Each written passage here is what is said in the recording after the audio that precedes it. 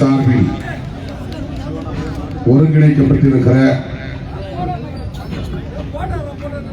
வணிகரணி மாநாடு மற்றும் மணிவிழா நிகழ்வை தலைமை வகித்து சிறப்பித்துக் கொண்டிருக்கிற வணிகரணியின் மாநில செயலாளர் இலைக்கடை செல்வராஜ் அவர்களை, வருகை தந்திருக்கிற நம் அனைவரையும் வரவேற்று உரையாற்றி சிறப்பித்திருக்கிற மாநில துணை செயலாளர் சிவா என்கிற செங்கதிர் அவர்களை, முன்னிலை வகித்து இந்நிகழ்வை சிறப்பித்துக் கொண்டிருக்கிற அரியலூர் மாவட்ட செயலாளர் பேமு செல்வநம்பி அவர்களை, வணிகரணியின் மாவட்ட அமைப்பாளர் சிறுகளத்தூர் கந்தன் அவர்களை, மாநில துணை செயலாளர் நன்னன் அவர்களை, சீர்காழி விஜயரங்கன், சேலம் சீனிவாசன், அரியலூர் மாவட்ட பொருளாளர் வேணுகோபால் பிள்ளை, மாநில துணை செயலாளர்கள் அந்தியூர் ஈஸ்வரன், வலசை ரூபகாந்தா, திண்டுக்கல் பொன்வளவன் ஆகிய தோழர்களே, இந்நிகழ்வில் பங்கேற்று வாழ்த்துறை வழங்கி இதற்கு பெருமை சேர்ந்திருக்கிற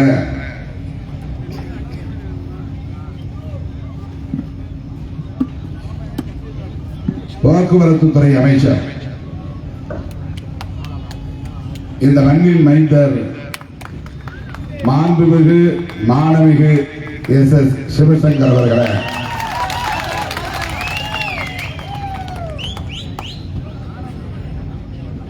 திராவிட முன்னேற்ற கழகத்தின் கொள்கை பரப்பு செயலாளர்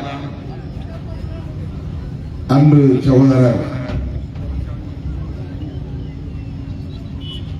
பெருநர் கிள்ளி அவர்களை, மறுமலர்ச்சி திராவிட முன்னேற்ற கழகத்தின் மூத்த தலைவர்களில் ஒருவர், அரியலூர் சட்டமன்ற உறுப்பினர் மதிப்பிற்குரிய அண்ணன் கு சின்னப்பா அவர்களை, உரையாற்றி விடைபெற்று சென்றிருக்கிற கோயம்பேடு வியாபாரிகள் சங்கத்தின் சங்க கூட்டமைப்பின் தலைவர் ராஜசேகர் அவர்களை, திருப்போரூர் சட்டமன்ற உறுப்பினர் கட்சியின் துணை பொதுச் செயலாளர் தம்பி SS பாலாஜி அவர்களை, கட்சியின் மாவட்ட பொறுப்பாளர்கள், வணிகரணியின் நிர்வாகிகள்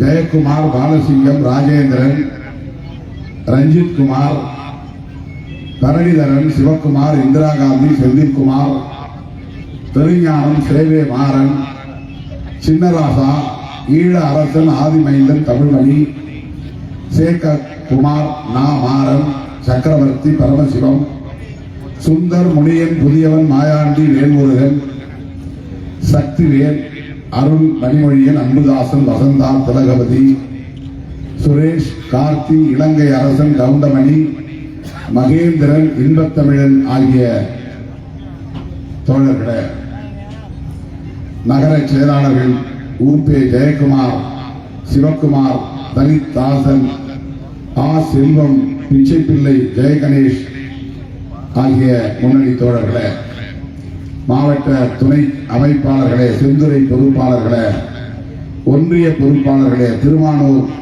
ஜெயங்கொண்டம், தாப்பழூர், ஆண்டிமடம் உள்ளிட்ட பல்வேறு ஒன்றியங்களை சார்ந்த நிர்வாகிகளே, இந்த நிகழ்வில் பங்கேற்று இதனை சிறப்பித்துக் கொண்டிருக்கிற மாநில பொறுப்பாளர்கள், கட்சியின் முதன்மை செயலாளர் தோழர் உஞ்சை அரசன் அவர்களை, இந்நிகழ்வில் பங்கேற்று இதனை சிறப்பித்துக் கொண்டிருக்கிற கட்சியின் பல்வேறு பகுதிகளில் இருந்து வருகை இருந்திருக்கிற மாவட்ட பொறுப்பாளர்களே,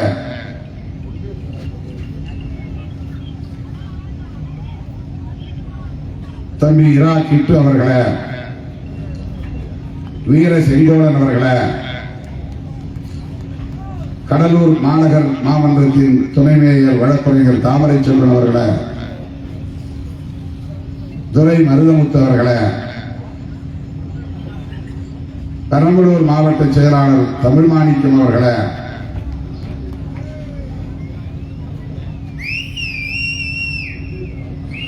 தம்பி அன்பானந்தம் அவர்களே, கருப்புசாமி, கதிரேசன், நீதிவண்ணன், தமிழ் மாணிக்கம் உள்ளிட்ட முன்னணி நிர்வாகிகளே,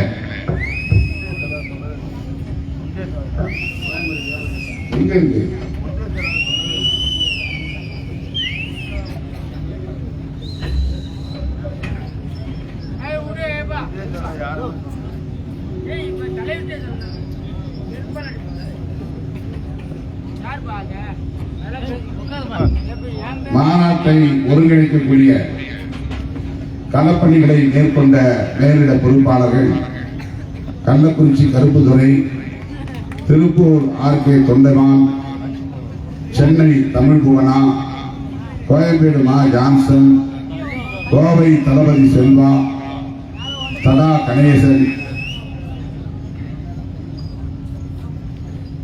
ஆகிய தோழர்களே, முஸ்தபா ராவுத்தர், கோயம்பேடு ரமேஷ், சிங்கனூர் வில்லாளன், நாகை அசோக் குமார், கடலூர் கருப்பையா, முகமது அலி, வாசு வளவன், கிருஷ்ணகிரி முனுசாமி, தருமபுரி ராஜகோபால், விழுப்புரம் சரவணன், விருகை ரமேஷ் உள்ளிட்ட முன்னணி தோழர்களே,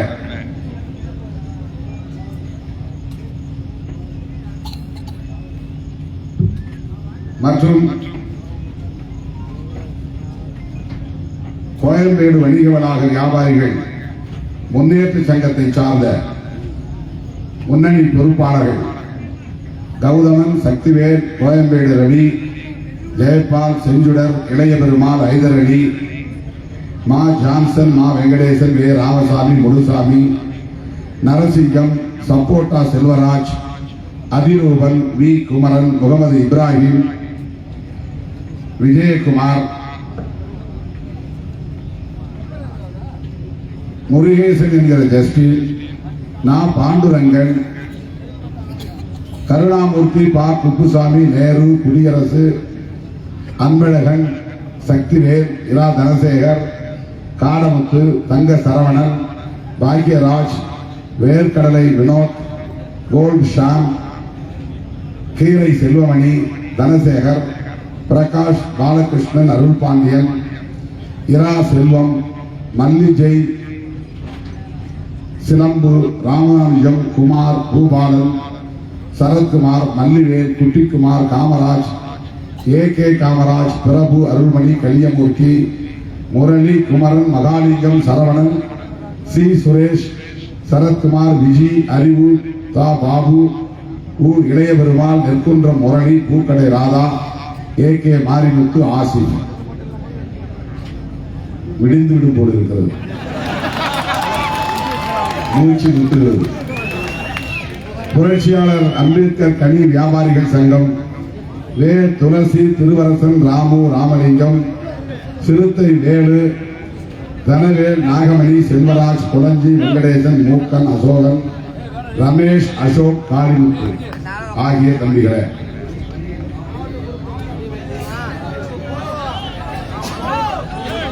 ஒன்றிய பொறுப்பாளர்கள், செயலாளர்கள் வீரவளவன், கண் குளஞ்சி, கண்ணன், தங்கராசு, பாரதி, சுந்தர், உத்ராபதி, இன்னொரு தங்கராசு, வெற்றி,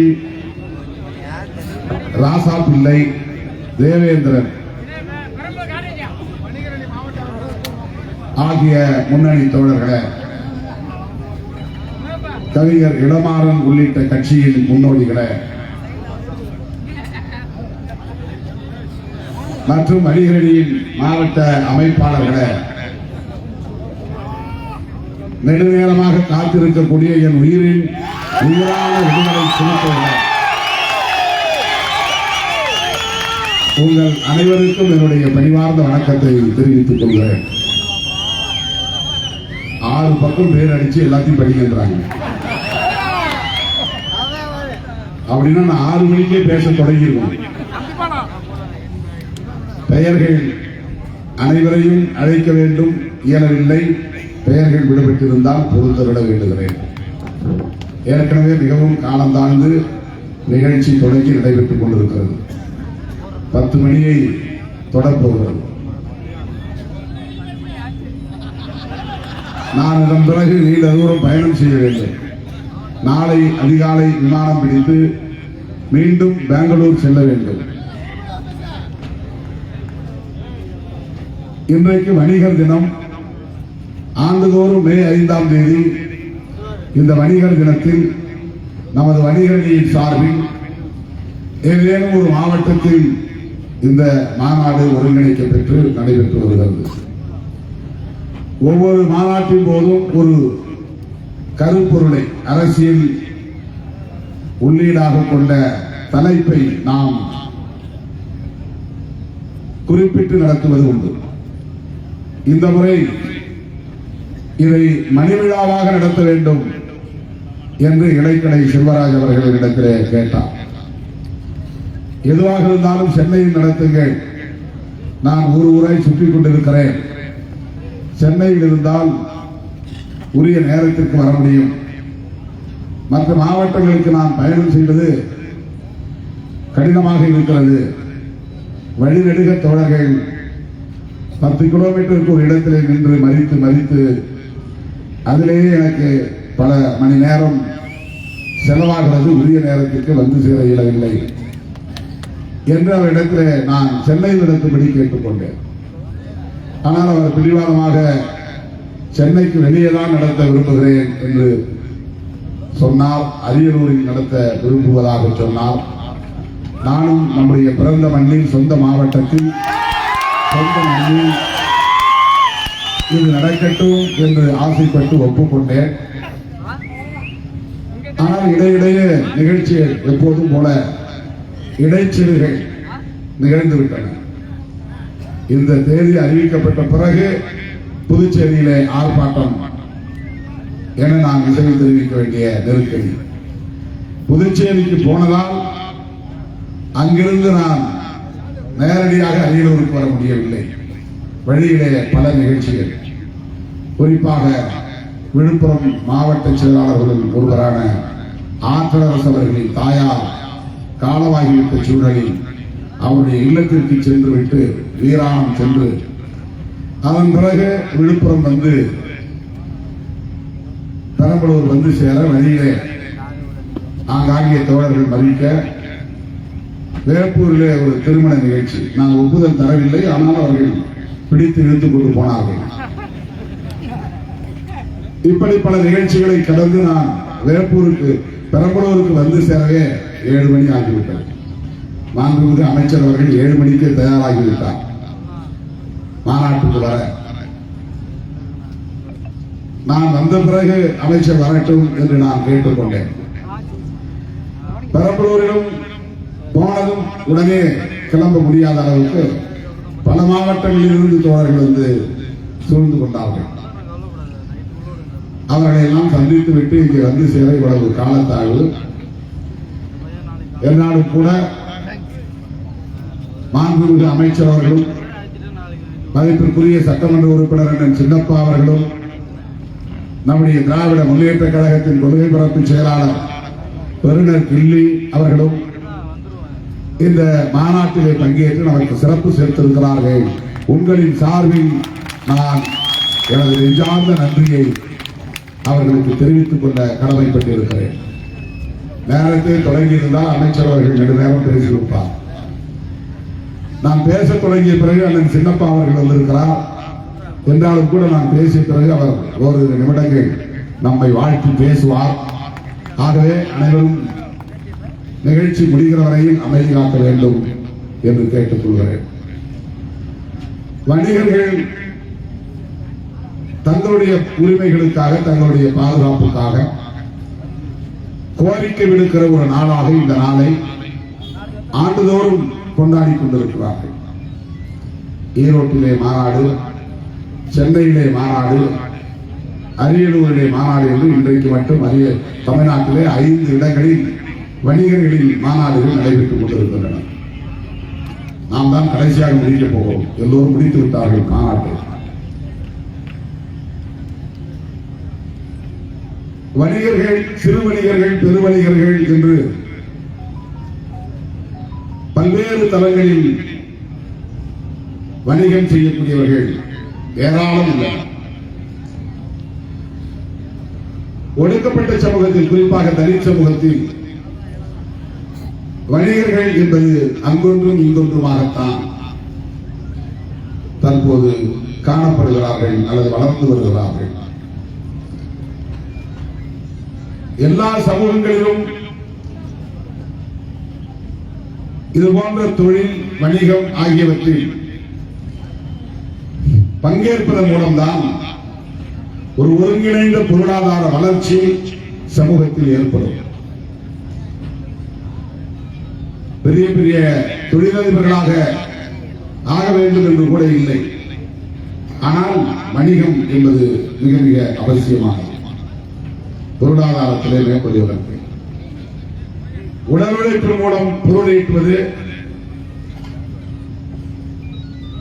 அதன் மூலம் பிள்ளைகளை படிக்க வைப்பது என்கிற அளவிலே வாழ்ந்து கொண்டிருக்கிற உழைக்கும் சமூகம் வணிகத்தரத்திலும் அடியெடுத்து வைக்க வேண்டும்.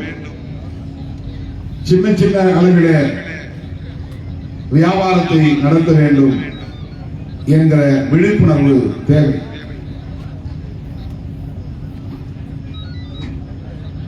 ஆனால் இன்றைக்கு உலகளாவிய அளவிலே உலகமயமாதல், தாராளமயமாதல், தனியார் மயமாதல் என்கிற புதிய பொருளாதார கொள்கை கடந்த சில 10 ஆண்டுகளாக உலக நாடுகளிலும் பெரும் தாக்கத்தை ஏற்படுத்தி வருகிறது. அந்த புதிய பொருளாதார கொள்கை பன்னாட்டு நிறுவனங்களுக்கு கதவுகளை திறந்து விட்டிருக்கின்றன. எந்த நாட்டிலும் வணிகம் செய்வதற்கு தடை இருக்கக்கூடாது. பிற நாடுகள் ஒரு நாட்டுக்குள்ளே சுதந்திரமாக வந்து முதலீடு செய்து அவர்களின் தொழிலை பெருக்கிக் கொள்வதற்கு வழிவகுக்கக்கூடிய புதிய பொருளாதார கொள்கை என்பது 3ஆம் உலக நாடுகள் என்று சொல்லப்படக்கூடிய வளரும் நாடுகளில் பெரிய அளவிலே பாதிப்பை ஏற்படுத்தி வருகிறது. சிறு வணிகர்கள், சிறு தொழில், குறுந்தொழில் செய்யக்கூடியவர்கள், சிறு குறு விவசாயிகள் உட்பட பலரும் இதனால் பாதிக்கப்படும் நிலை ஏற்பட்டு வருகிறது.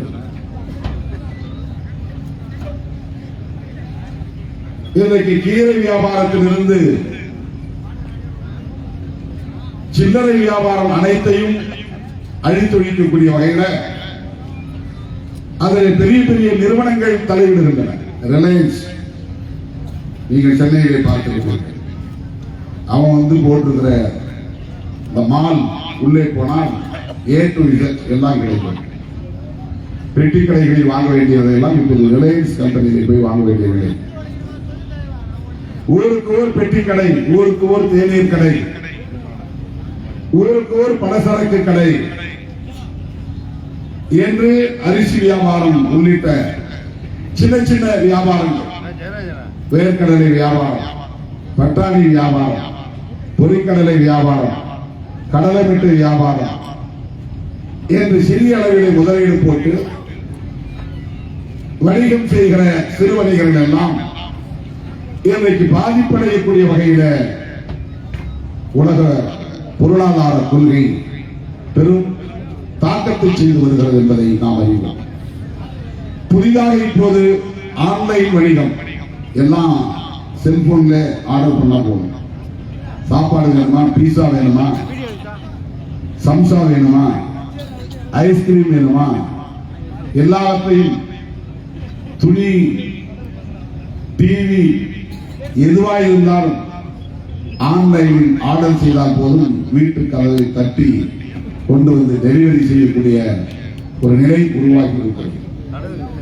இதெல்லாம் ஒரு வளர்ச்சியாக பார்க்கப்பட்டாலும் கூட சிறு வணிகர்கள், குறு வணிகர்கள் இதனால் பாதிக்கப்படும் நிலை ஏற்பட்டிருக்கிறது. எல்லோரும் இப்போது அந்த தொழிலை விட்டு நகரக்கூடிய ஒரு சூழல்.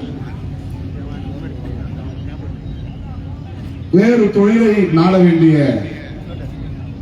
ஒரு நெருக்கடி. விவசாயமும் பாதிக்கப்படுகிறது, இது போன்ற சிறு வணிகமும் பாதிக்கப்படுகிறது, வேலை வாய்ப்பும் பறிபோகிறது.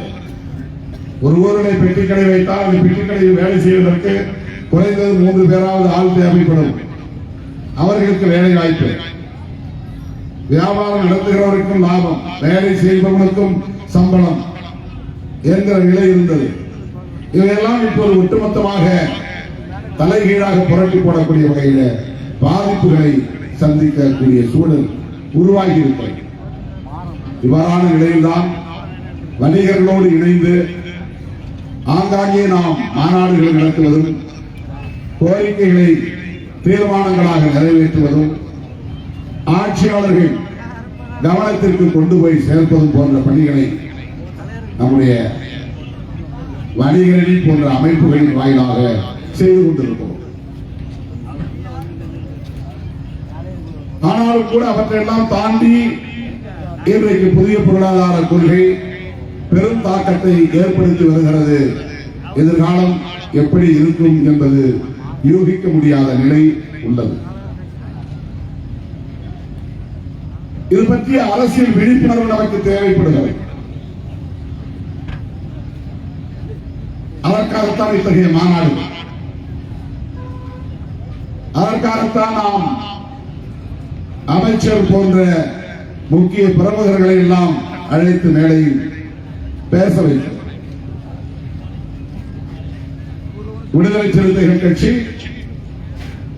தம்பி SS பாலாஜி அவர்கள் சொன்னதை போல அனைத்து தரப்பு மக்களுக்குமான மாந்தரீகத்தை உயர்த்தி பிடிக்கக்கூடிய ஒரு பேர் இயக்கமாக எல்லா வரம்புகளையும் கடந்து வளர்ந்து வருகிறது. நான் 2007ஆம் ஆண்டு வேளச்சேரி தீர்மானம் நிறைவேற்றிய போது ஒன்றை சொன்னேன். இதுவரையில் விடுதலை சிறுத்தைகள் கட்சி என்பது ஒரு தலித் இயக்கமாக அடையாளம் காணப்பட்டு வருகிறது. தேர்தல் அரசியலில் ஈடுபட்ட பிறகு ஒரு கட்சி அனைவருக்குமான, அனைத்து தரப்பு மக்களுக்குமான ஒரு இயக்கமாக அடையாளம் பெற வேண்டும். ஒரு குறிப்பிட்ட சாதிக்கான கட்சி என்கிற அடையாளம் இருந்தால் அது ஒரு குறிப்பிட்ட எல்லைக்கு மேல் வளர முடியாமல் தேக்கமடைந்துவிடும். அவன் இலக்கை அடைய முடியாது, நோக்கத்தை நிறைவேற்ற முடியாது, வலிமை பெற முடியாது, சுருங்கிவிடும். அடுத்த தலைமுறையினர் கட்சிக்கு வந்து சேருவது கடினம், பிற சமூகத்தினர் கட்சியில் சேருவது கடினம். நம்மை அறியாமல் சமூகம் பல்வேறு அடையாளங்களோடு பிளவுபட்டு கிடக்கின்றன. இந்துக்கள் என்றும், முஸ்லீம்கள் என்றும், கிறிஸ்தவர்கள் என்றும் இது தவிர்க்க முடியாது. அதே போல இந்து சமூகத்துக்குள்ளே பல்வேறு சாதிகள் என்கிற அடையாளம் பல ஆயிரக்கணக்கான ஆண்டுகளுக்கு முன்பே உருவாகிவிட்டன, அடையாளங்கள் உருவாகிவிட்டன. இதனால் ஒவ்வொரு சமூக பிரிவினருக்கு இடையிலும் ஒரு தடுப்பு சுவர் இருக்கிறது. அரசியல் கலப்பு ஏற்படுவதில்லை, கொள்கை கலப்பு ஏற்படுவதில்லை. செயல் திட்டங்களை உருவாக்கும் போது அனைத்து சமூகங்களின் பிரதிநிதித்துவங்கள் இடம்பெறுவதில்லை.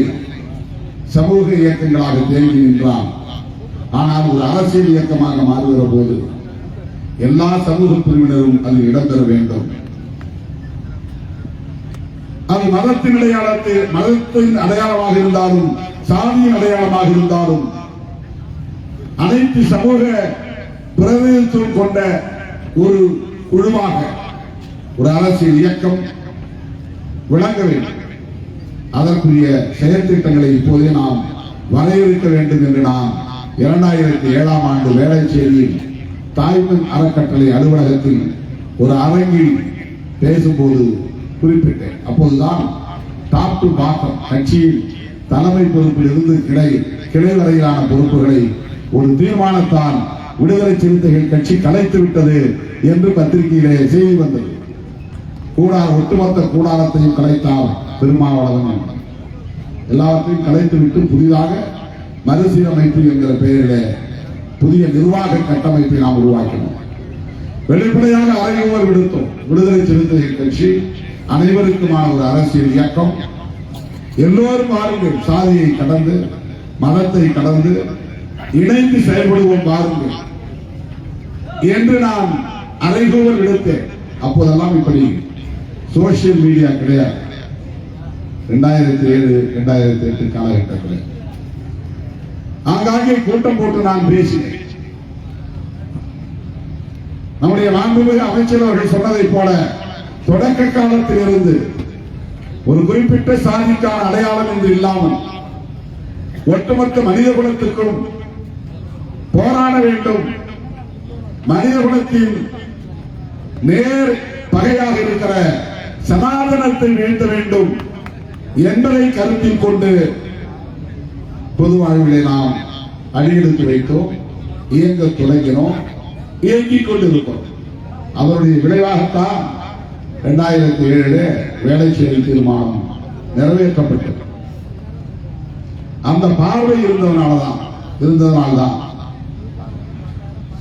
அதன் அடிப்படையில் தான் தம்பி பாலாஜி போன்றவர்கள் எல்லாம் கட்சிக்குள்ளே வந்தார்கள். இதை யோசித்து பாருங்க.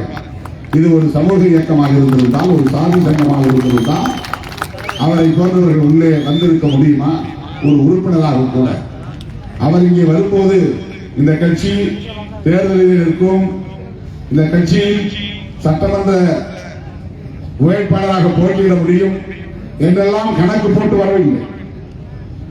என்னை அவருக்கு தெரியும், என்னை அவருக்கு பிடிக்கும், இந்த கட்சியில் எல்லா கதவுகளும் திறந்திருக்கின்றன, ஏன் நாம் திருமாவளவன் தலைமையிலே சமூக பணி ஆற்றக்கூடாது என்கிற அந்த பொறுப்புணர்வோடு தான் இணைந்தார். வேற எந்த எதிர்பார்ப்பும் இல்லை. திமுக அதிமுக போன்ற கட்சிகள் அரசியல் அதிகாரத்தை பெற்ற வலிமையுள்ள கட்சிகள். அதிலே சேர்ந்தால் என்றைக்காவது ஒரு நாள் நமக்கு வாய்ப்பு கிடைக்கும் என்ற நம்பிக்கையோடு சேர முடியும். விடுதலை சிறுத்தைகள் கட்சிகளை சேர்ந்தால் அப்படி ஒரு நிலை ஏற்படும் என்று சொல்ல முடியாது, அதற்கு வாய்ப்பு இல்லை. ஆனாலும் கூட நான் அன்றைக்கு முன்மொழிந்த அரசியலை புரிந்து கொண்டு தொலைநோக்கு பார்வையோடு சமூக நீதி அரசியல் புரிதலோடு ஏராளமான தோழர்கள் SS பாலாஜி போல ஏராளமான தோழர்கள் கட்சியிலே வந்து இணைந்தார்கள். எண்ணி பாருங்கள், 2001 ஒரு தலித் இயக்கமாக அடையாளம் காணப்பட்ட விடுதலை சிறுத்தைகள் 2019 2 தலித் அல்லாதவர்களை சட்டமன்ற உறுப்பினராக பெற்றிருக்கிறது. 2021 20 ஆண்டுகளில் இந்த மாற்றம் நிகழ்ந்திருக்கிறது. இந்த மாற்றம் நிகழ்வதற்கு 2007 நாம் எடுத்த முடிவு, நமது கட்சி எடுத்த முடிவு.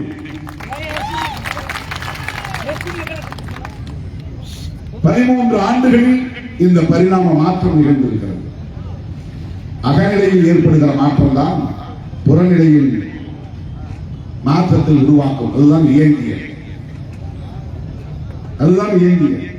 புறநிலையிலும் தாக்கம் ஏற்பட வேண்டும், அகநிலையிலும் தாக்கம் ஏற்பட வேண்டும், வெளியிலும் மாற்றம் நிகழ வேண்டும், உள்ளேயும் மாற்றம் நிகழ வேண்டும். உள்ளுக்குள் மாற்றம் நிகழாவிட்டால் வெளியில் மாற்றம் நிகழாது. வெளியிலே ஒரு தாக்கம் ஏற்பட்டால்தான் உள்ளேயும் ஒரு தாக்கம் ஏற்படும். இந்த இரண்டும் சமகாலத்தில் நடக்க வேண்டும்.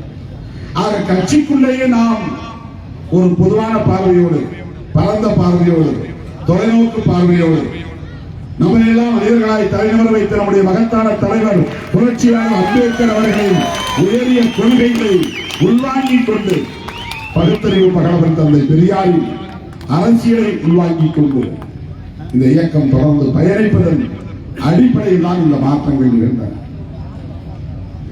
இல்லையென்றால் வணிகர்களின் பிரச்சனையிலே விடுதலை சிறுத்தைகள் கடந்த 20-30 ஆண்டுகளாக தொடர்ந்து ஈடுபடுமா என்பதை எண்ணி பார்க்க வேண்டும். வணிகர்களுக்கான ஆன்லைன் வணிகத்தை எதிர்த்து நடத்திய பல போராட்டங்களில் விடுதலை சிறுத்தைகள் முன்னணியில் இருந்திருக்கிறோம். அறிக்கைகள் வெளியிட்டிருக்கிறோம். விவசாயிகளின் பிரச்சனையா நாம் முன்னிலையில் இருந்திருக்கிறோம், முன்னணியில் இருந்திருக்கிறோம். காவிரி நீர் ஆற்று நீர் பிரச்சனையா விடுதலை சிறுத்தைகள் களத்தில் எல்லோருக்கும் முன்னதாக போய் இருக்கிற ஒரு இயக்கமாக தொடக்க காலத்தில் பணியாற்றி இருக்கிறது. தேர்தல் அரசியலுக்கு வருவதற்கு முன்பே ஒரு 10 ஆண்டு காலம் தேர்தலை புறக்கணித்த காலத்திலேயே பாபர் மசூதி இடிக்கப்படுவதற்கு முன்பே அத்வானி போன்றவர்களின் அரசியலை எதிர்த்து மதுரை மண்ணில் ஆயிரக்கணக்கான சிறுத்தைகளை திரட்டி எனது தலைமையில் பேரணி நடத்தியிருக்கிறோம். அன்றைக்கெல்லாம் நாம் தேர்தல் அரசியலை அடியெடுத்து வைப்போம் என்ற கனவு கூட கிடையாது. முஸ்லிம்களின் ஓட்டு கிடைக்கும் என்று நாம் கணக்கு போட்டு பார்க்கவில்லை. அம்பேத்கரின் அரசியலை படித்ததால் அத்வானியை என்னால் புரிந்து கொள்ள முடிந்தது. பெரியாரின் அரசியலை படித்ததால் சங் பரிவார்களை என்னால் உணர முடிந்தது, புரிந்து கொள்ள முடிந்தது. ஏன் நான் பிஜேபியை எதிர்க்க வேண்டும்? காங்கிரசுக்கும் பிஜேபிக்கும் அரசியல் போட்டி இயல்பானது. பிஜேபி இந்த நாட்டை ஆளுவதா, காங்கிரஸ் இந்த நாட்டை ஆளுவதா என்பது ஒரு இயல்பான போட்டி. எனவே பிஜேபியை காங்கிரஸ் எதிர்ப்பதிலே பொருள் இருக்கிறது. விடுதலை சிறுத்தைகள் கட்சி அனைத்து இந்திய மாநிலங்களிலுமா இருக்கிறது. பிஜேபியோடு போட்டி போட்டுக் கொண்டு நாளைக்கு பிரதமர் பதவியை பிடிக்க வேண்டும் என்கிற பகையா நாம் வளர்த்திருக்கிறோம். இல்லை, பிஜேபியை திருமாவளவன் ஏன் எதிர்க்க வேண்டும்? RSS விடுதலை சிறுத்தைகள் கட்சி ஏன் எதிர்க்க வேண்டும்? Very simple. நாங்கள் அம்பேத்கரின் பிள்ளைகள், அதனால் எதிர்க்கிறோம். நாங்கள் பெரியாரின் பிள்ளைகள், அதனால் எதிர்க்கிறோம்.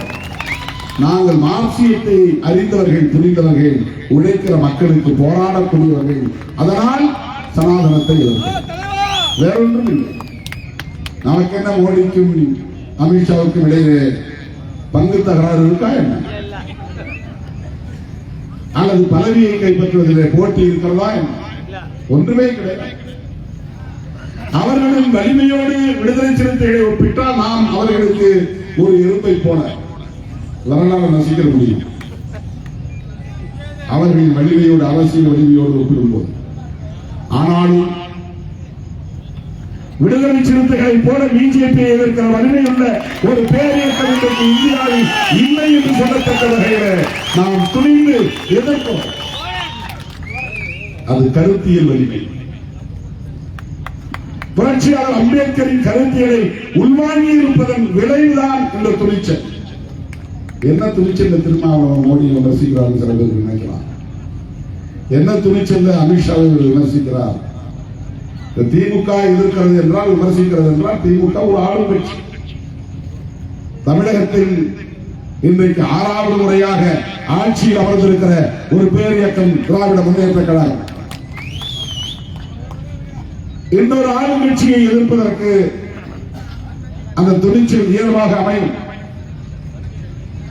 யாரும் அப்படி விமர்சிக்க முடியாது. திமுக என்ன துணிச்சல்ல பிஜேபி எதிர்க்கிறது என்று சொல்ல முடியாது. ஆனால் விடுதலை சிறுத்தைகளை எப்படி சொல்ல முடியும்? ஏனென்றால் அதிகாரம் என்று வருகிற போது, அரசியல் அதிகாரம், ஆட்சி அதிகாரம் என்று வருகிற போது, நாம் அதிகார புள்ளியில் இருந்து, அந்த அதிகார மையத்தில் இருந்து வெகு தூரம் தள்ளி நிற்கிறோம். ஆட்சியை கைப்பற்றக்கூடிய ஒரு பெரிய அரசியல் கட்சியாக இன்னும் நாம் வலிமை பெறவில்லை. ஏனென்றால் கட்சி தொடங்கும் போது திருமாவளவன் தலைமையிலான கட்சியா? இது தலித் கட்சி. இயல்பாக 80% மைனஸ். தமிழ்நாட்டில் தலித் பாப்புலேஷன் 20% என்றால் 80% தலித் அல்லாதவர்கள். இந்த சமூகத்தின் யதார்த்தம் என்னவாக இருக்கிறது என்றால், திருமாவளவன் விடுதலை சிறுத்தைகளின் தலைவர். அப்படி என்றால் அது தலித் இயக்கம். எனவே -80%, 180 பேர் அந்த கட்சிக்கு வரமாட்டாங்க. திருமாவளவன் பேச்சை கேட்க மாட்டாங்க. திருமாவளவன் மாநாட்டுக்கு வர மாட்டாங்க, திருமாவளவன் ஆர்ப்பாட்டத்துக்கு வர மாட்டாங்க, திருமாவளவன் நடத்துற பேரணிக்கு வர மாட்டாங்க, திருமாவளவன் என்ன பேசுறாங்கிறத கேட்க மாட்டாங்க. பிளாக் ஆகும். இதற்கு நான் பொறுப்பு இல்லை, இந்த சமூகம். ஆக இதை கடந்து இந்த பேரியர், இந்த தடைகளை கடந்து இந்த இயக்கத்தை எல்லா தரப்புக்கும் கொண்டு போய் சேர்க்க வேண்டிய ஒரு போராட்டத்தை நாம் சமகாலத்தில் நடத்தி கொண்டிருக்கிறோம். இது ஒரு யுத்தம் தான், இது ஒரு போராட்டம், இது ஒரு போராட்டம். விஜயகாந்த் கட்சி தொடங்கினால் எல்லோருக்குமான கட்சி, திருமாவளவன் கட்சி தொடங்கினால் தலித்துகளுக்கான கட்சி. இது இயல்பாக அமைந்து விடுகிறது. நாளைக்கு ஒரு நடிகர் யாராவது கட்சி தொடங்கினால் அவர்கள் கிராமத்தில் கொடியேற்றி விடுவாங்க. அந்த நடிகர் ஊர் ஊராக போக வேண்டிய அவசியம் இருக்காது. ஆனால் திருமாவளவன் ஊர் ஊராக நடந்து நடந்து நடந்து ஊர் கூட்டம் போட்டு எல்லோருமே எடுத்து பேசி, சிறுத்தைகள் என்றால் பயப்பட வேண்டாம், வாருங்கள் நீங்களே சிறுத்தைகள் தான், காட்டில் இருக்கிற சிறுத்தை என்று எண்ணிவிட வேண்டாம் என தலித்துகளுக்கே தைரியத்தை கொடுத்து துணிச்சலை கொடுத்து ஊர் ஊராய் நடந்து போய் கொடியேற்றி இந்த இயக்கத்தை வளர்த்திருக்கிறோம். இந்த 35 ஆண்டுகள் இது போல வேறு யாருக்கும் சிரமம் இருக்கா? நாளைக்கே ஒரு நடிகர் நான் கட்சி தொடங்குகிறேன் என்று அறிவித்தால் அந்தந்த கிராமங்களில் அவர்கள் கிளம்பி அவர்களை குடியேற்றிக் கொள்வான், பேனர் வைப்பான், போர்டு வைப்பான், சுவர் விளம்பரம் எழுதுவான், கொடிகளை கட்டுவான். ஆனா நான் ஊர் ஊரா போய் நெட்டி நெட்டி என்னடா பண்ணிட்டு இருக்கீங்க, கொடியை பறக்கலைங்க, ஏங்க குடியேற்றல,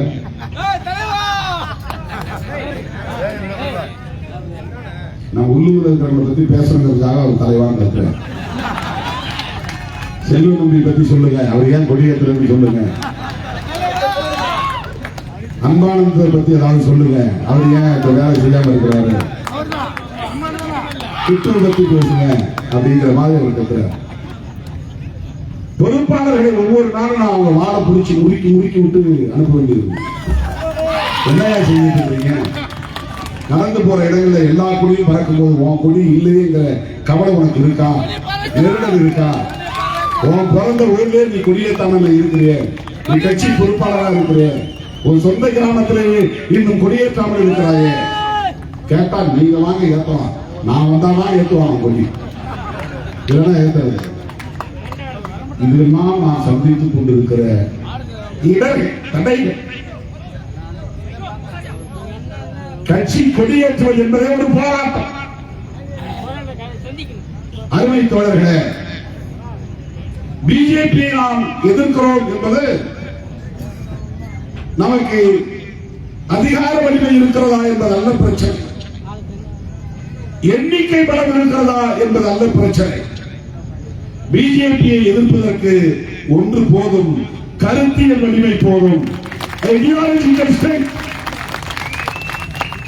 கோட்பாட்டு வலிமை போதும். அதுதான் திருமாவளவனுக்கு இந்த துணிச்சலை தந்திருக்கிறது. விடுதலை சிறுத்தைகளுக்கு இந்த துணிச்சலை தந்திருக்கிறது. நானே வலிந்து போகிறேன் கர்நாடகாவுக்கு. அவனுக்கு கோபம் வருங்க, சும்மா இருக்க மாட்டாங்களாம். தமிழ்நாட்டில் அரசியல் பண்ணாம கர்நாடகாவுக்கு வந்து அரசியல் பண்றான். 2 நாள் தொண்டை வலிக்க வலிக்க நான் பேசினேன். தப்பி தவறி மறந்தும் யாரும் பிஜேபிக்கு ஓட்டு போட்டு விடாதீர்கள். இது கால குறுக்க நீட்டி வம்பு இருக்கிற மாதிரி கிராமத்தில் படம் சொல்லுவாங்க. வழியில கால நீட்டி வம்புக்கு வரான், அந்த மாதிரியான ஒரு செயல் தான். நானா போறேன், அவன் பிஜேபி கர்நாடகத்தில் இருக்கிற பிஜேபி இருக்கிற பிரச்சனை பண்ணல.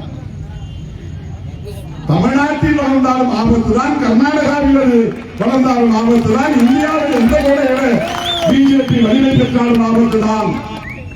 வீட்டில் ஒரு மூலையில நெருப்பு பிடிச்சா ஒட்டுமொத்த வீட்டுக்கு தான் ஆபத்து.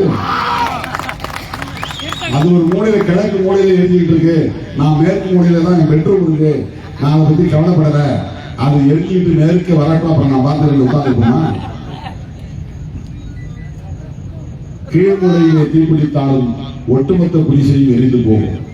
ஒரு வீட்டிலே தீப்பிடித்தாலும் ஒட்டுமொத்த ஊரும் எரிந்து போகும். ஒரு குடம் பாலில் ஒரே ஒரு துளி விஷம் வந்தாலும் ஒட்டுமொத்த பாலும் நஞ்சாகிவிடும். அப்புறம் அந்த பால் குடிக்க முடியாது. அது ரொம்ப கொஞ்சம் தானே, ரொம்ப ஒரு சொட்டு நஞ்சு தானே அதில் விழுந்துச்சு, ஒரு டிராப் தானே போட்டோம், அந்த பாலை குடிக்கலாம் ஒன்றும் ஆகாது அப்படின்னு நம்ம துணிச்சலா குடிக்க முடியுமா? குடிக்க முடியாது. பாரதிய ஜனதா கட்சி என்பது சராசரியான ஒரு அரசியல் கட்சி அல்ல. இதைத்தான் நான் கர்நாடகாவில் பேசுகிறேன். கர்நாடக விடுதலை சிறுத்தைகள் இந்த தேர்தலில் போட்டியிடுவதற்கு முடிவெடுத்து 23 வேட்பாளர்களையும் தேர்வு செய்து வாட்ஸ்அப்பில் பரப்பிவிட்டார்கள். விசிகா வேட்பாளர்கள் 23 தொகுதி 23 வேட்பாளர்கள். நான் பதவி போன உடனே புறப்பட்டு விவாதம் முடிச்சு கர்நாடகா பெங்களூர் போனேன். முன்னணி பொறுப்பாளர்லாம் வர சொன்னேன். என்னையா ஏன் இப்படி பண்ணீங்க, இந்த காட்டை கேட்க வேண்டாமா என்று சொல்ல வேண்டாமா? தேர்தலில் இருக்கிற முடிவை கட்சி தலைமைக்கு தெரியாமல் எப்படி நீங்கள் அறிவிக்கலாம் என்று கேட்டு அவர்களோடு கலந்து பேசி கடைசியாக என்ன தீர்மானம் நிறைவேற்றினோம் என்றால், கர்நாடகத்தில் பாஜகவை வீழ்த்த வேண்டியது தவிர்க்க முடியாத காலத்தில் கட்டாயமாக இருக்கிறது. ஆகவே நம்மால் சில 100 வாக்குகள் கூட சிதறிவிடக் கூடாது. அது பிஜேபிக்கு சாதகமாக அமைந்துவிடும்.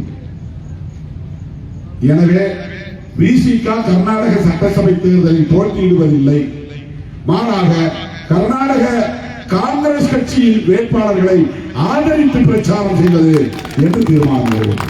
இதுக்கு அந்த தோழர்கள் 3 மணி நேரம் உட்கார்ந்து பேசுவேன்.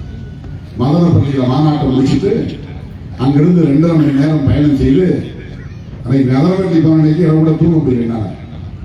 அடுத்த நாள் பகல்ல நிகழ்ச்சி அதெல்லாம் முடித்துவிட்டு இரவோடு இரவாக நான் பெங்களூர் போய் அங்கே தோழர்களை எல்லாம் அழைத்து 3 மணி நேரம் பேசிவிட்டு ஒரு நொடி கூட ஓய்வெடுக்க முடியவில்லை. உடனே விமானம் பிடித்து அடுத்த நாள் அன்றைக்கே நான் திரும்ப சென்னைக்கு பல நிகழ்ச்சிகளில் பங்கேற்க நேர்ந்தது.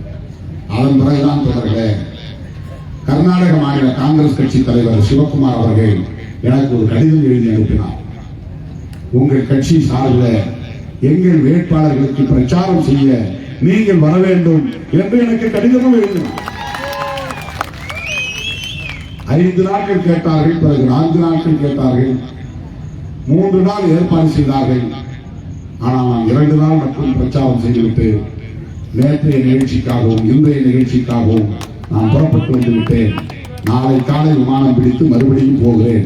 ஒரு 4 தொகுதிகளில் 3-4 தொகுதிகளில் நான் பிரச்சாரம் செய்திருக்கிறேன். கர்நாடகாவில் காங்கிரஸ் தோற்றால் என்ன ஜெயித்தால் என்ன என்று நான் இருக்க முடியும்? முதுகு வலி, கழுத்து வலி, கால் வலி, முழங்கால் வலி என்று தொடர் அலைச்சலால் எப்போதும் வலியோடு வாழ்ந்து கொண்டிருக்கிற நாம் அந்த பயணத்தை நான் தவிர்க்க முடியும். ஆனாலும் கூட நான் படித்த அரசியல் என்னை உறங்க விடவில்லை, ஓய்வெடுக்க விடவில்லை. என்னை உசுப்பிக் கொண்டே இருக்கிறது. போய் நீ சொல்லி ஒரு 10 ஓட்டாவது மாறும் போ என்று என் மனம் சொல்லுகிறது. கர்நாடகாவை சார்ந்த கன்னடர்களின் பேச்சை கேட்கிறார்களோ இல்லையோ, குறைந்தபட்சம் தமிழர்களாவது நான் பேசுவதை கேட்டு 10 பேராவது பிஜேபிக்கு வாக்களிப்பதை தவிர்க்க வாய்ப்பு இருக்கிறது என்ற நம்பிக்கையை நான் போனேன். உள்ளபடியே பெரிய தாக்கத்தை ஏற்படுத்தி இருக்கிறது. ஒரு வேட்பாளர் சொன்னால் நான் பேசி முடித்த பிறகு சார் பேசின உடனே எனக்கு என் மைண்டுக்குள்ள பிரெயினுக்குள்ள ஃபயர் பிடிச்சிக்கினார். என் பிரெயினுக்குள்ள ஒரு ஃபயர் பத்திக்கிச்சு. ஆமா, பிஜேபி நம்ம இந்த கோணத்துல தான் பார்க்கணும், RSS பொருந்துதான் பார்க்கணும். இதுவரையில் எந்த பிரச்சார மேடைகளிலும் அவர்கள் RSS பற்றி பேசியது. நான் கிட்டத்தட்ட 10-12 நிகழ்வுகளில் இந்த 2 நாட்களிலே கலந்து கொண்டு பேசினேன். காலையில் 8 மணிக்கு தொடங்கி ஒரு நொடி கூட கீழே இறங்கல. சாப்பிட்றதுக்காக ஒரு இடத்துல இறங்கணும், அவ்வளவுதான். ஒரு 10 நிமிஷம் காலையிலிருந்து வண்டியிலே நின்று பிரச்சாரம் பண்ண. அவ்வளவு எழுச்சி. தமிழர்கள் அடர்த்தியாக வாழக்கூடிய சட்டமன்ற தொகுதிகளில் நான் பேசினேன்.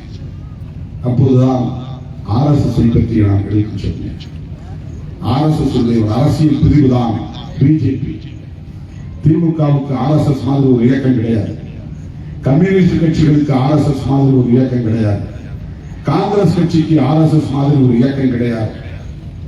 விடுதலை சிறுத்தைகள் கட்சிக்கு RSS மாதிரி ஒரு இயக்கம் கிடையாது. பிஜேபிக்கு மட்டும்தான் அதனை பின்னிருந்து இயக்கக்கூடிய, கொள்கை சார்ந்த முடிவுகளை எடுக்கக்கூடிய, செயல் திட்டங்களை வகுத்து தரக்கூடிய,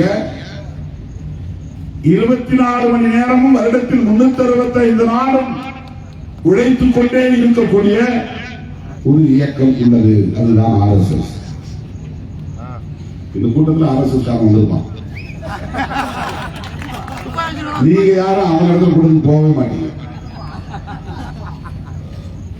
RSS காரனுடைய வேலை திமுக கூட்டத்திலும் ஊடுருவான், விடுதலை சிறுத்தைகளின் கூட்டத்திலும் ஊடுருவான். மேலையில திரும்பினாலே ஒரு மாநாடு போனா அவ்வளவு பேர் உட்கார்ந்துருக்காங்க. இது நாளைக்கு சன் டிவியில காட்ட போறாங்க இல்ல, ஆனா அவங்களுக்கு ஆசை சன் டிவியில ஒரு வேலை காட்டினாலும் காட்டுவாங்க. இந்த மாதிரி RSS காரன் மேடை ஏற மாட்டான், பக்கத்தில் வந்து நிற்க மாட்டான், டிவியில முகம் காட்ட மாட்டான், ஏன் என் பேர் போலன்னு சண்டை போட மாட்டான், வால்ரைட்டி போய் அழிக்க மாட்டான். என் பேரை எழுதாலும் இந்த வால்ரைட்டி எழுதக்கூடாது, திருமாவளவன் பேரை என் பேர் இல்லாமல் எழுதிய நீ அப்படின்னு அழிக்கிற மாதிரி அழிக்க மாட்டாங்க. என் பேரை என் துண்டறிக்கையில் சின்ன பேரா போட்ட, ஏன் 4வது பக்கத்தில் போட்ட சண்டை போட மாட்டான். பத்திரிகையிலோ துண்டறிக்கையிலோ அல்லது சுவரெழுத்து விளம்பரங்களிலோ தொலைக்காட்சிகளிலோ பெயரையோ முகத்தையோ காட்டாமல் 365 நாளும் 24 மணி நேரமும் உழைக்கக்கூடியவர்களாக அந்த அமைப்பை சார்ந்தவர்கள். இதை அவர்களை பற்றி நான் பெருமையாக பேசுவதாக கத்தரித்து போடுவார்கள், முன்னையும் பின்னையும் எடுத்து போடுவார்கள். திருமாவளவன் RSS பற்றி போய் பேசினார். ஆனா இது உண்மைதான், இது பொய். எதுக்காக நான் சொல்றேன்னா, பிஜேபி எப்படி செயல்பட வேண்டும் என்பதற்கு அவன் அனைத்து வேலை திட்டங்களையும் கொண்டிருக்கிறான். எல்லா வேலை திட்டங்களையும் வகுக்கிறவன் தான். அவனுடைய கொள்கை வெற்றி பெற வேண்டும் என்பதற்காக அவனுடைய கொள்கை எது, அதுதான் முக்கியமானது. இந்த வணிகர் மாநாட்டை கூட நான் புரட்சியாளர் அம்பேத்கர், தந்தை பெரியார், மகாத்மா ஜோதிபா பூலே ஆகியோர் முன்னிறுத்திய, உயர்த்தி பிடித்த அந்த கொள்கைகளை புரிந்து கொள்வதற்கான ஒரு களமாக நான் பயன்படுத்த விரும்புகிறேன். RSS சமத்துவத்திற்கு எதிரானது, சமூக நீதிக்கு எதிரானது, ஜனநாயகத்திற்கு எதிரானது, பெண் உரிமைக்கு எதிரானது, இடஒதுக்கீட்டுக்கு எதிரானது. இதெல்லாம் வெளிப்படையாக தெரியாது, சொல்ல மாட்டான். ஆனால் அதுதான் அவர்களின் நோக்கம். 7000 ஆண்டுகளுக்கு முன்னால் இந்த சமூகம் எப்படி இருந்ததோ அப்படியே இருக்க வேண்டும். இப்போ ஒரு ஸ்லைட் சேஞ்ச், ஒரு சின்ன மாற்றம் தான் ஏற்பட்டது. இந்த 70-75 ஆண்டுகள் தான். இப்ப நாடு விடுதலை அடைந்து 75வது விழா கொண்டாடி இருக்கிறாங்க, ஆண்டு விழா.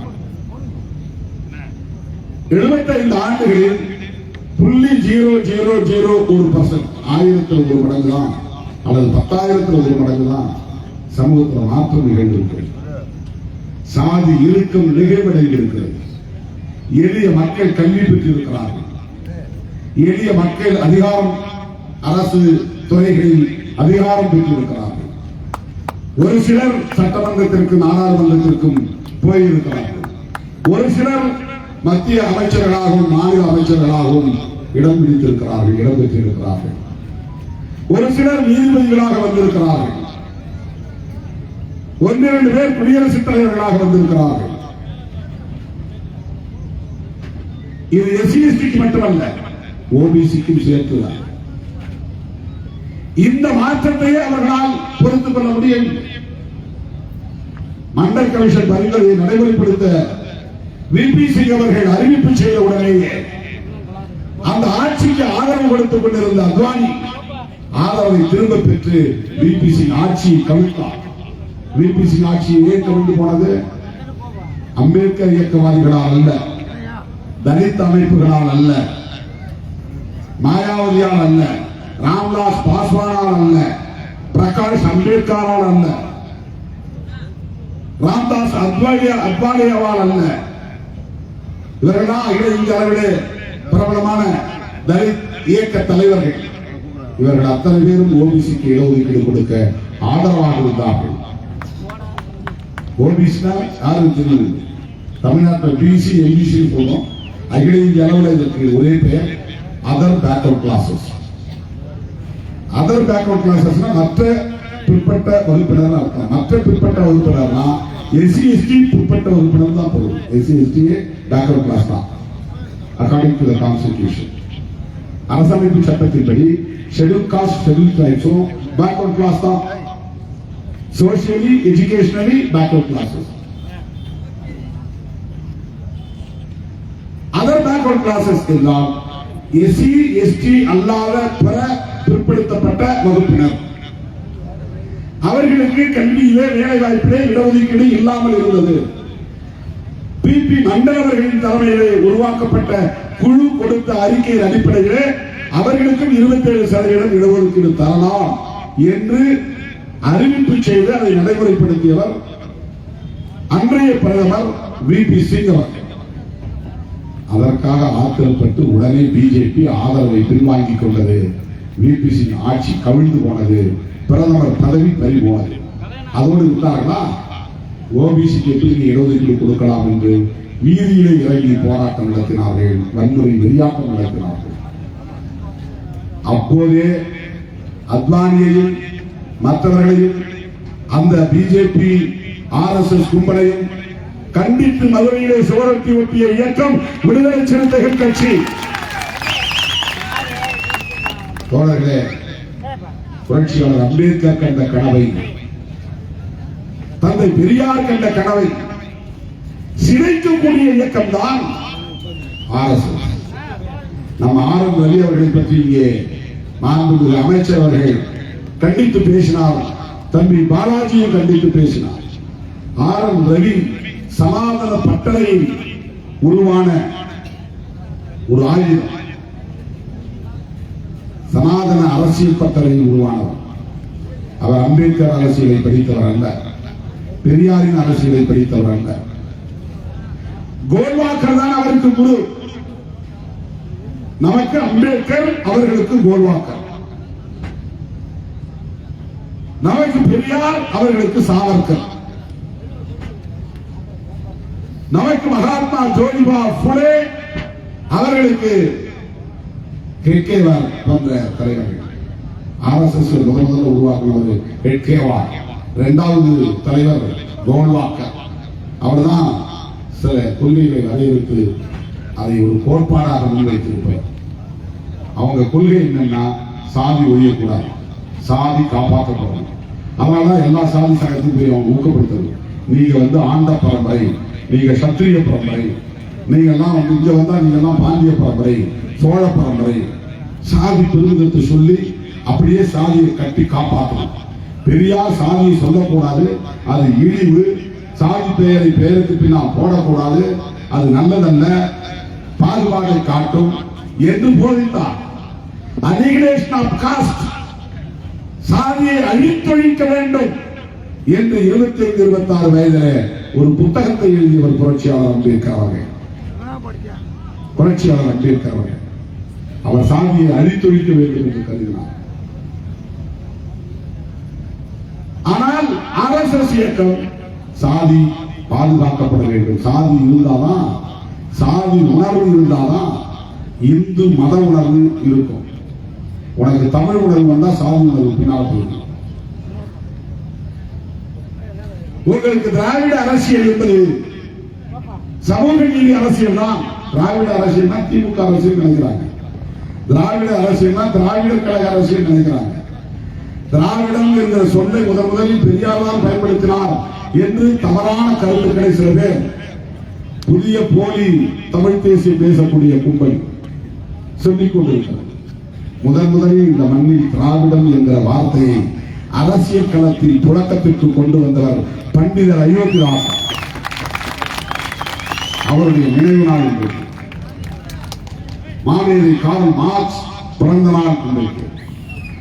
மகான் கௌதம புத்தர் பிறந்த நாள் இன்று. இப்படி 3 முக்கியத்துவம் வாய்ந்த அதே வேளையில் இன்றைக்கு தம்பி வணங்காமுடி சந்திரனுடைய நினைவு நாள். வணங்காமுடி சந்திரனுக்கும் பண்டிதர் அயோத்திதாசருக்கு இந்த நேரத்தில் நான் லட்சோப லட்சக்கணக்கான விடுதலை சிறுத்தைகளின் சார்பில் எமது செம்மாந்த வீர வணக்கத்தை செலுத்த விரும்பும் தோழர்களே, அவர்களுக்கு குருவாக்கர் என்றால் நமக்கு அம்பேத்கர் அரசியலை படித்திருந்தால் ஆர்.என். ரவியா இப்படி பேச முடியாது. அவர் என்ன நினைச்சு பேசுறாருன்னா, திமுகவை எதிர்க்கிறோம், பெரியாரை எதிர்க்கிறோம் என்று எண்ணிக்கொண்டு திராவிட அரசியல் என்பது, திராவிட மாடல் என்பது காலாவதியாகி போனது, காலாவதியாகக்கூடிய ஒரு கொள்கை சனாதனம், அதுதான் காலாவதியாக வேண்டும். காலாவதி ஆனது என்றால் அது செத்து போனது. காலாவதி ஆனது என்றால் செத்து போனது, இல்லாமல் போனது, காலத்தோடு கரைந்து போனது. அவர் காலமானார் அப்படின்னா அவர் இறந்து போனார், அவரும் ஒரு பாஸ்டர்ஸ் ஆயிட்டார், இறந்து போனார், காலமாகிவிட்டார், காலத்தோடு காலமாக கரைந்து போய்விட்டார். அப்போது ஆள் இல்லை, நிகழ்காலத்தில் இல்லை. ஒரு இறந்து போனா ஒரு நிகழ்காலத்தில் இல்லை, இறந்த காலம் ஆகிவிட்டார் அப்படின்னு அர்த்தம். காலாவதி ஆனது என்றால் திராவிட அரசியல் என்பது செத்து போய்விட்டது. எது செத்து போய்விட்டது? எது திராவிட அரசியல்? திராவிட அரசியல் சமூக நீதி அரசியல். பண்டிதர் அயோத்திதாசர் திராவிட மகாஜன சபை என்ற அமைப்பை உருவாக்கினார். அது எப்போ? பெரியாரெல்லாம் பிறப்பதற்கு முன்பே. அவர் 1914 இறந்து போறார். பெரியார் 1879 தான் பிறக்கிறார். அதற்கு 50 வருஷத்துக்கு முன்னாலே பண்டிதர் பிறக்கிறார். திராவிட மகாஜன சபை என்ற ஒரு இயக்கத்தை கட்டினார். திராவிடம் என்ற சொல் ஆரியத்திற்கு எதிரானது. ஆரியம் என்பது பார்ப்பனியம், பார்ப்பனியம் என்பது RSS கொள்கை. RSS என்பது பார்ப்பன சங்கம் என்று பல பேருக்கு தெரியாது. வன்னியர் சங்கம் இருக்கு, நல்லா வெளிப்படையா வன்னியர் சங்கம் இருக்கிறாங்க. முதலியார் சங்கம் வெளிப்படையா முதலியார் சங்கம் இருக்கிறது. ரெட்டியார் சங்கம் வெளிப்படையா ரெட்டியார் சங்கம் என்று இயங்குகிறது. பார்ப்பனர்கள் பார்ப்பன சங்கம் என்று அழைப்பதற்கு பதிலாக ராஷ்டிரிய சுயசேவக் சங், ஆனா வடமொழியில அவங்க வச்சிருக்கிற பேர். ராஷ்டிரியம்னா தேசியம்னு அர்த்தம், சுயசேவக்னா தன்னார்வ தொண்டு, சங்கம்னா சங்கம் இயக்கம், தேசிய தன்னார்வ தொண்டு இயக்கம், அதான் தமிழ்ல. அது பார்ப்பனர்களால் உருவாக்கப்பட்டது, பார்ப்பனர்களே தலைமை தாங்கக்கூடியது, பார்ப்பனர்களின் நலன்களை மட்டுமே கொள்கை கோட்பாடாக கொண்டிருப்பது. பார்ப்பனர்களின் நலன்கள் என்ன? சாதி இங்கே தலைத்து செழித்து ஓங்க வேண்டும், சாதி இருக்கணும், அவன் சாதி சாதியா பிரிஞ்சு இருக்கணும், சாதி ஒற்றுமையா ஏற்படக்கூடாது. அதுதான் பார்ப்பன சங்கத்துடைய அடிப்படையான. ஏன் சாதியா பிரிஞ்சிருந்தாதான் அவங்களுக்கு பாதுகாப்பு. வன்னியரும் பழையரும் ஒன்றாகிவிட்டால் அவங்களுக்கு பாதுகாப்பு கிடையாது. ஒரே சமூகமாக இவர்கள் வளர்ச்சி அடைந்து விட்டால் அவர்களுக்கு பாதுகாப்பு இல்லை. தொடர்ந்தவர்களால் அதிகாரத்தில் இருக்க முடியாது. உடல் உழைப்பு இல்லாமல் உண்டு கொழுக்க முடியாது. உலகத்திலேயே உடல் உழைப்பு இல்லாமல் சாப்பிட முடியும், தலைமுறை தலைமுறையாக சாப்பிட முடியும் என்பதற்கான ஒரு கோட்பாடு இருக்கிறது என்றால் அதுதான் சனாதன கோட்பாடு.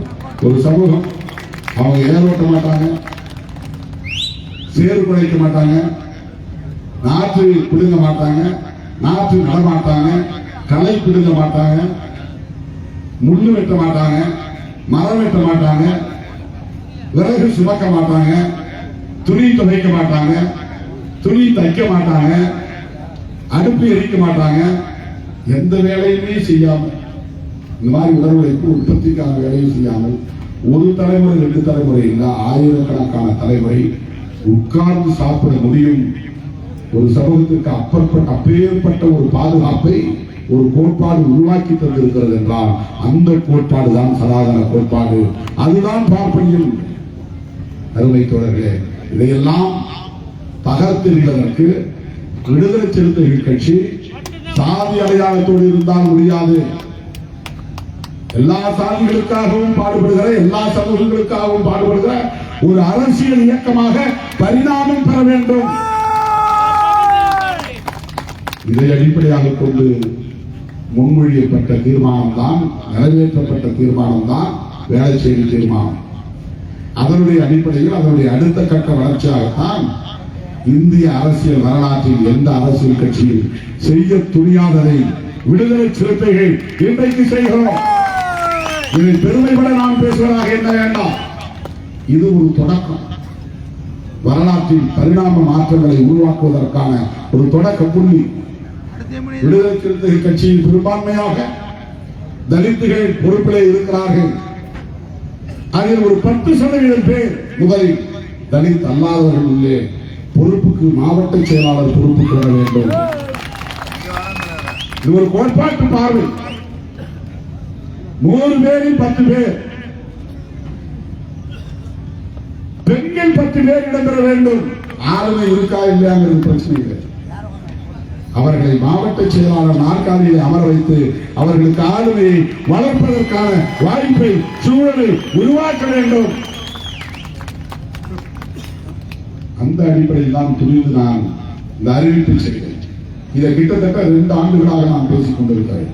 முன்னணி பொறுப்பாளர்கள், மாவட்ட பொறுப்பாளர்கள் எல்லோரும் அதற்கு உடன்பட்டு அதன் பிறகுதான் இதை நடைமுறைப்படுத்துவதற்கான ஒரு வேலை திட்டத்தை நான் இறங்குகிறேன். அதற்கிடையே யாரும் 10% கொடுக்கக்கூடாது, பெண்களுக்கெல்லாம் கொடுக்கக்கூடாது அப்படின்னா எந்த எதிர்ப்பு கட்சிகளும் இல்லை. எல்லாரும் முன்னணி பொறுப்பாளர்கள் எல்லோரும் ஒத்துக்கொண்டாங்க. ஒத்துக்கொண்ட பிறகு இந்த 100 பேரில் 10 பேரை தேர்வு செய்யக்கூடிய வேலையை நான் செய்ய தொடங்கி 17 மாவட்டங்களுக்கு அறிவிப்பு செய்திருக்கிறேன். இதை நான் முன்னெடுத்திருக்கிற இந்த சூழலில் தொலைநோக்கு பார்வையோடு இதற்கு முழுமையான ஒத்துழைப்பை நீங்கள் நல்க வேண்டும். இதுதான் என்னுடைய வேண்டுகோள். இதில் யாரையும் நான் ஆளாக்கணும் நினைச்சு முடிவெடுக்கல. யாரையும் ஆளாக்க கூடாது, அவர்களை பின்னுக்கு தர வேண்டும் என்று நான் முடிவெடுக்கிறேன். கட்சியில் அகநிலையில் ஒரு மாற்றம் நிகழ வேண்டும், உள்ளீடான மாற்றம் நிகழ வேண்டும், பண்பு மாற்றம் நிகழ வேண்டும் என்கிற அடிப்படையில் ஒரு குவாலிட்டி சேஞ்ச், அதுதான் முக்கியமான. 10 பேர் உள்ளே இருந்தால்தான் இந்த அரசியல் இயக்கம் எதை பேசுகிறது என்பதை அந்த பொறுப்பாளர்கள் அவர்கள் சார்ந்த குடும்பத்தினரும் பேசி வைப்பார்கள். இப்ப டிவி வச்சுக்கிட்டே வந்தா திருமாவளவன் பேசுறாங்க, டக்குனு ஆஃப் பண்ணிடுவாங்க, இல்லைன்னா வேற சேனல் போயிடுவாங்க. கிரிட்டிசைஸ் பண்ணி நினைக்கிற சங்கிகள் தான் பார்ப்பான். நம்மளை கேள்வி பண்ணணும், கிண்டல் பண்ணணும் அல்லது விமர்சனம் பண்ணணும் அப்படின்னு நினைக்கிற மட்டும்தான் சாதிவெறியர்களும் மதவெறியர்களும் மட்டும்தான் போன்ல பார்ப்பான். மற்ற நேரங்களில் திருமாவளவன் பேசுறான்னா நம்ம வீட்டு டிவிகிட்ட திருமாவளவன் மூஞ்சியா மூடுறான், வேற சேனல். இது ஒரு சோசியல் அவர்ஷன் இயல்பாக இருக்கிறது. திருமாவளவனை நேரிலே பார்த்ததில்லை, திருமாவளவன் பேச்சை முழுமையாக கேட்டதில்லை, திருமாவளவனுடைய வளர்ப்பு நிலை என்பது என்ன என்பது அவர்களுக்கு தெரியாது, திருமாவளவன் எப்படி அரசியல் பயணத்திற்கு வந்தான் என்கிற வரலாறு தெரியாது. திருமாவளவன் இந்த சமூகம் அப்படின்னா அவன் பேச்சு கேட்காத மூடு. ஒரு பையன் இன்னைக்கு 2 வீலர்ல போயிட்டு இருக்கும்போது அவரை பிடிச்சி அடிச்சுக்கிறான். அவன் 2 பேரும் ஃப்ரெண்ட்ஸு. ஒருத்தன் 2 வீலர்ல ஒரு தலித் பையனை அழைச்சிட்டு போனான். மழை பெய்யுது, மழைக்காக ஒரு ஓரமா ஒதுங்கி இருக்கிறாங்க. ஒதுங்கி இருக்கிற இடத்துல அவனுக்கு ஒரு போன் வருது. யாருக்கு? இந்த தலித் பையனுக்கு. அந்த போன்ல அவன் ரிங்டோன் என்ன வச்சிருக்கிறான்? நான் பேசுற பேச்சு குரல் வச்சிருக்கிறான், என்னுடைய குரல். நான் எங்கேயும் பேசுகிறேன், இந்த பேச்சு போன அந்த போன் கேட்ட உடனே அவன் அந்த 2 வீலர் அழைச்சி போனான் பாருங்க. அவன் எஸ்சி பையன் அவனுக்கு தெரியும், ஆனாலும் அவன் ஃப்ரெண்டா தான் இருக்கிறான், அழைச்சிட்டு போறான். ஆனா அவன் ரிங்டோன் வந்த உடனே அதுல திருமாவளவன் குரல் வருது. உடனே அவனை போட்டு அடிச்சு மூக்கிலாம் குத்தி அவன் பங்குதான் அந்த உதவி குத்தி காயம். அதுக்கு பிறகு பசங்க போராட்டம் நடத்தி ஸ்டேஷனுக்கு போய் புகார் கொடுத்து அவன் மேல நடவடிக்கை எடுத்தே தரணும், எஃப்ஐஆர் போடணும் அப்படின்னு ஃபைட் பண்ணான். இந்த அவர்ஷன் எப்படி இருப்பாங்க? அவர்ஷன்னா ஆங்கிலத்தில் அவர்ஷன்னா வெறுப்புன்னு அர்த்தம். வெறுப்புன்னா என் குரலை கேட்ட உடனே ஒருத்தர் வெறுப்பு. அவன் யாருன்னு எனக்கு தெரியாது, நான் யாருன்னு அவனுக்கு தெரியாது. இந்த சமூகத்தில் எப்படி பரப்பி வச்சிருக்கிறான் இதை நீர்த்து போக செய்ய வேண்டுமா வேண்டாமா? இது திருமாவளவனுக்கு எதிராக மட்டுமில்லை, நம்ம எல்லாம் மனிதர்களாய் தலைவர் வைத்த நமது மகத்தான தலைவர் புரட்சியாளர் அம்பேத்கர் படத்தை பார்த்தாலே சிலருக்கு எரிச்சல் வருகிறது, சிலையை பார்த்தாலே எரிச்சல் வருகிறது. உலகமே போற்றக்கூடிய மாபெரும் மனிதர், மாமனிதர். இன்னைக்கு 125 அடி உயரத்துல தெலுங்கானாவில் கேசி ராவ் சிலை நிறுவியிருக்கிறார்னா இது சாதாரணமான மாற்றம் கிடையாது. நீ எஸ்சிபி தானே வண்டியிலிருந்து கொடை சாட்சி விட்டாங்க, அம்பேத்கரை கொடை சாய்த்து விட்டு குப்புற தள்ளி விட்ட ஒரு நபர் இன்றைக்கு விண்ணை முட்ட நிமிர்ந்து இருக்கிறார், வானுயர நிமிர்ந்து இருக்கிறார், நாடாளுமன்றம் போல கட்டமைக்கப்பட்ட பீடத்திலே நிற்கிறார். அந்த பீடமே பல அடி, அதுக்கு மேல 125 அடி, எல்லாம் வெண்கலம், வெண்கலத்தால் ஆன சிலை. இன்னும் சில மாதங்கள்ல ஆந்திராவில் அமராவதி திறக்க போகிறார்கள், 125 அடி உயரத்தில். தெலுங்கானாவுடைய செக்ரட்டரி தலைமை செயலகத்திற்கு பாபா சாஹேப் டாக்டர் அம்பேத்கர் செக்ரட்டரி. அது மட்டுமல்ல, பிஆர்எஸ் வந்து புதுசா கட்டுற பார்லிமெண்ட்டுக்கு அம்பேத்கர் பெயரை சூட்டுறா அப்படின்னு தீர்மானம் நிறைவேற்றாங்க. ஆனாலும் அதே இந்திய மண்ணில் இன்னும் அம்பேத்கர் பெயரை கேட்டால் எரிச்சல் அடையக்கூடிய நிலை, சிலையை கண்டால் செருப்பு மாலை போடக்கூடிய நிலை. இது ஒரு அவர்ஷம், சமூக ரீதியாக கட்டமைக்கப்பட்டிருக்கிற சாதி அடிப்படையிலான ஒரு வெறுப்பு. இதை தகர்த்தெறிய வேண்டிய பொறுப்பு நமக்கு இருக்கிறது. நாம் உள்ளீடான ஒரு மாற்றத்தை கட்சிக்குள்ளே நிகழ்த்த வேண்டும் என்கிற தொலைநோக்கு பார்வையோடு நான் எடுத்திருக்கிற இந்த முயற்சியை சிதைத்து விடாமல் பெருந்தன்மையோடு பரந்த பார்வையோடு தோழர்கள் ஒத்துழைக்க வேண்டும் என்று நான் என் பரந்த மண்ணிலிருந்து வேண்டுகோள் விடுக்கிறேன். அரியலூர் மண்ணிலிருந்து நான் வேண்டுகோள் விடுக்கிறேன். தோழர்களே, இந்த இடத்தில் இன்னொன்றை நான் அறிவிக்க விரும்புகிறேன். நேற்றைய கூட்டத்திலும் சொன்னேன், இன்றைய ஆர்ப்பாட்டத்திலும் சொன்னேன், இப்போதும் சொல்லுகிறேன். இதுதான் நான் கடைசியாக மாவட்ட நிர்வாகத்தை நியமனம் செய்யக்கூடிய ஒரு கட்டம். இதுதான். இதுவே நான் மாவட்ட செயலாளர் யாருன்னு திருமாவளவன் நியமிக்க மாட்டான்.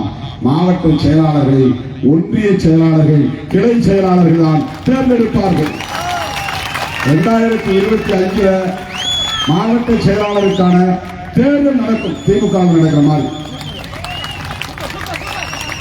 இனிமே வந்து ஒன்றிய செயலாளரை கிளை செயலாளர்கள், முகாம் செயலாளர்கள் தேர்ந்தெடுப்பாங்க.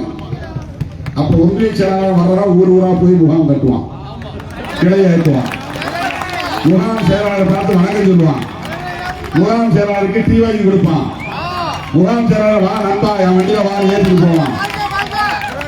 நான் மேல இருந்து போறதுனால உங்களை கீழே வந்து பார்க்கவே இல்லை. என்ன வந்து பார்த்துட்டு எனக்கு நெருக்கடி கொடுத்து ஒன்றிய அரசு மூலமா போனா திருமாவளவரை வளைக்கலாமா, காவரசு மூலமா போனா வளைக்கலாமா, இளமாறன் மூலமா போனா வளைக்கலாமா, யார் தலைமை நிலைய செயலாளர் பாலுவை போய் பார்க்கலாமா? இந்த மாதிரியான நிலையில் இந்த ஜம்பம் படிக்காது. 2025 இந்த புதிதாக நியமிக்கப்பட போகிறவர்கள் 2026 தான் புதிய நிர்வாகம். ஆனா 2025 தேர்தல் தொடங்கிறோம், ஒன்றிய செயலாளர் தேர்தல். அந்த ஒன்றிய செயலாளர்கள் மாவட்ட செயலாளர் தேர்தலுக்கு போது 2026 மே வந்துடும். அதுக்கு முன்னாடி செய்ய வேண்டிய வேலை கிளையை கட்டணும். கிளையை கட்டணும்னா இப்ப எல்லா ஊர்லயும் அவனா நான் சிறுத்தன் சொல்லுகிறான். இவ யாரும் போய் கூட்டம் போட்டு நீதான் முகாம் செயலாளர், நீதான் முகாம் பொருளாளர், நீதான் இந்த வேலையை செய்யணும் அப்படின்னு ஒரு பட்டியல் கொடுறாம கொடுக்க மாட்டேங்க. தேர்தலில் கூட அதான் நமக்கு பிரச்சனை ஆகும். பூத்து கணக்கு கொடுனா பூத்து கணக்கு கொடுக்க முடியுது தோழர்களாக. கேட்டா எல்லா ஊர்லயும் நாங்க இருக்க முடியும், எல்லா ஊர்லயும் இருக்கிற உண்மைதான். ஆனா அமைப்பு வடிவம் தேவை. எல்லா ஊர்லயும் சிறுத்தை இருக்கிறோம். ஆனா அந்த சிறுத்தையில யார் முகாம் பொறுப்பாங்க, கிளை பொறுப்பாங்க. குறைந்த 5 பேர் கொண்ட நிர்வாகம். அந்த 5 பேர் ஓட்டு போட்டு ஒவ்வொரு கிளையை சார்ந்தவனும் ஒன்றிய செயலாளர் தேர்ந்தெடுக்கணும். அந்த ஒன்றிய செயலாளர்கள் தேர்ந்து ஒன்று கூடி மாவட்ட செயலாளரை தேர்ந்தெடுக்கணும். எனக்கு நம்பி இல்லை, நீ எப்படியோ ஜெயிச்சுவான், ஜெயிச்சு வந்தா நான் ஒரு மாவட்ட செயலாளராக இருக்கிறேன். ஆகவே இந்த முறை நான் செய்கிற தேர்வு பிழையோ சரியோ நல்லதோ கெட்டதோ பயனளிக்குமோ பயனளிக்காதோ எப்போதும் போல் எனக்கு ஒத்துழைப்பு நல்கிய என் உயிரின் உயிரான விடுதலை சிறுத்தைகள்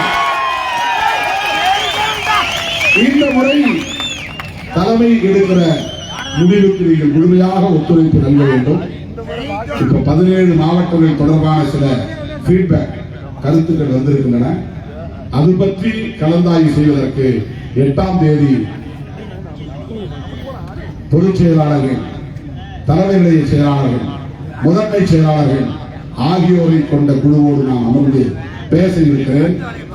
அந்த அமர்வில் எந்த முடிவும் எடுக்கலாம். எடுத்த முடிவு அப்படியே நடைமுறைப்படுத்தப்படலாம். ஆனாலும் 8ஆம் தேதி ஒரு டெமோக்ராட்டிக் ஜனநாயக முறைப்படி மறுபடியும் அதை பற்றி கலந்தாய்வு செய்வதற்கான ஒரு ஏற்பாட்டை நான் செய்திருக்கிறேன்.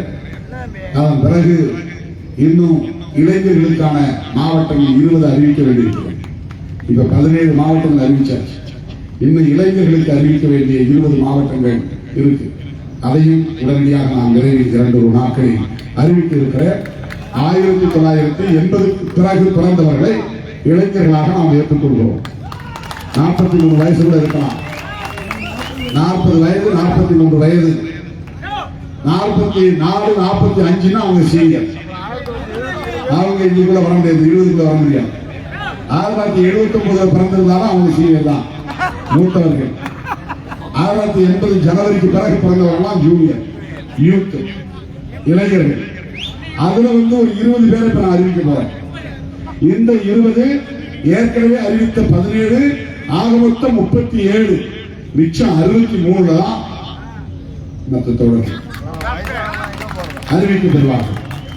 ஆகவே இந்த முறை தலைமை இருக்கிற இந்த முடிவுகளுக்கு தோழர்கள் அரியலூர் மாவட்டத்தை சார்ந்த முன்னணி தோழர்கள் தம்பி அன்பானந்தம், செல்வமணி 7-8 வருஷம் ரிட்டையர் ஆசை இருக்காது.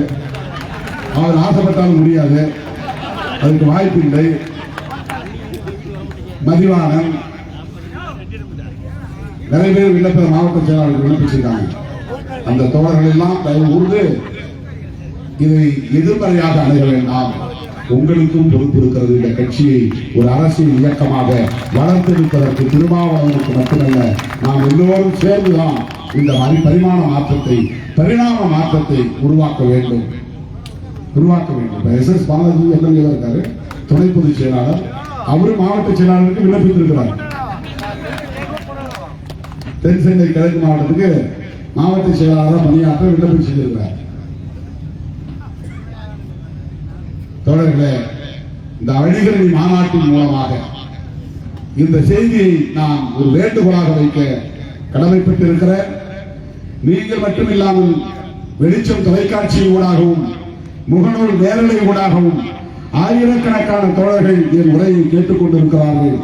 அனைவருக்குமான செய்தியாக இதை பதிவு செய்து வணிகர்களின் நலன்களை பாதுகாக்க என்றென்றைக்கும் விடுதலை சிறுத்தைகள் கட்சி உற்ற துணையாக இருக்கும் என்பதை சொல்லி நம்முடைய அழைப்பை ஏற்று வருகை தந்த மாண்புமிகு அமைச்சர் அவர்கள் உள்ளிட்ட திராவிட முன்னேற்ற கழகத்தின் தலைவர்கள் யாவருக்கும் எனது நெஞ்சார்ந்த நன்றியை தெரிவித்து அண்ணன் எம்எல்ஏ சட்டமன்ற உறுப்பினர் அவர்களை 1 நிமிடம் வாழ்ந்து சொல்லுமாறு அன்புடன் அழைக்கிறேன். அண்ணா